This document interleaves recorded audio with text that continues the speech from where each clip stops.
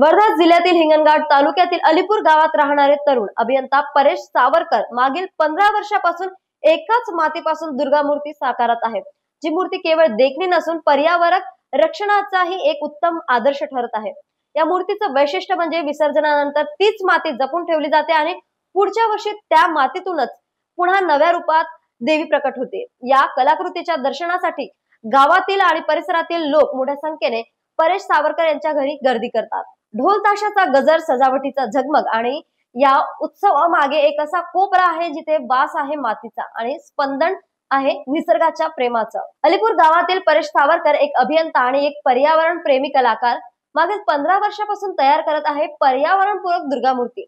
विशेष म्हणजे त्यांनी 2010 साली जी माती पहिल्यांदा वापरली तीच माती दरवर्षी पुनर्वापरात आणली जाते। विसर्जनानंतर देवीचे रूप पाण्यात विलीन होते, पण माती तशीच जपली जाते आणि त्या मातीतूनच पुन्हा देवी प्रकट होते।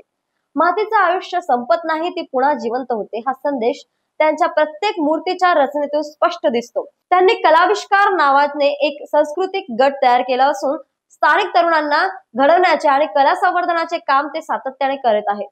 आज त्यांच्या घरी दुर्गा मातेच्या दर्शनासाठी परिसरातील ग्रामस्थ मोठ्या संख्येने येत आहेत। न्यूज एक्सप्रेस साठी वर्धावरून सतीश काळे यांची बातमी।